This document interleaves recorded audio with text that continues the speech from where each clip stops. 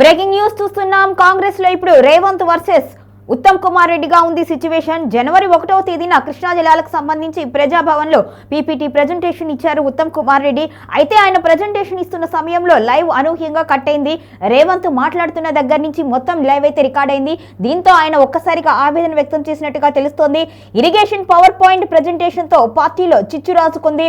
జనవరి 1వ తేదీ ప్రజాభవన్ వేదికగా కృష్ణా గోదావరి బేసిన్ అంశాలపై ఇరిగేషన్ మంత్రి ఉత్తమ్ కుమార్ రెడ్డి దాదాపు గంటన్నర పాటు పవర్ పాయింట్ ప్రెజెంటేషన్ కు సిద్ధమయ్యారు. అయితే ఉత్తమ్ మాట్లాడటం ప్రారంభించిన 5 నిమిషాల్లోనే INPR లైవ్ కట్ అయిపోయింది. ఇదే సమయంలో 1:38 తరువాత సీఎం రేవంత్ రెడ్డి మాట్లాడటం స్టార్ట్ చేయగానే లైవ్ మళ్లీ ఆన్ అయిపోయింది. కార్యక్రమం పూర్తయ్యాక ఇంటికి వెళ్లి ఉత్తమ్ చూసుకున్నారు. పీపీటీ ఎలా వచ్చింది అని ఆరా తీస్తే అసలు పీపీటీ టెలికాస్ట్ కాలేదు అని తెలిసి షాక్ అయ్యారు. టెక్నికల్ సమస్య అంటూ అధికారులు చెప్పడంతో మరింత ఆగ్రహానికి గురయ్యారు ఉత్తమ్. నా పీపీటీ లైవ్ రాకుండా నీ స్పీచ్ లైవ్ ఎలా వచ్చింది?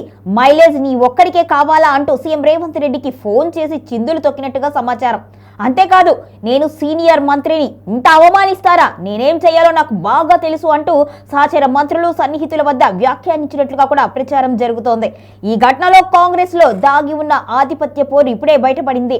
ఇక రేవంత్ వర్సెస్ ఉత్తమ్, ఇది కేవలం పవర్ పాయింట్ వివాదమా లేదా రాబోయే రోజుల్లో పార్టీలో పెద్ద తుఫాన్ కు సంకేతమా అనేది ఇప్పుడు చర్చనీయాంశంగా మారింది.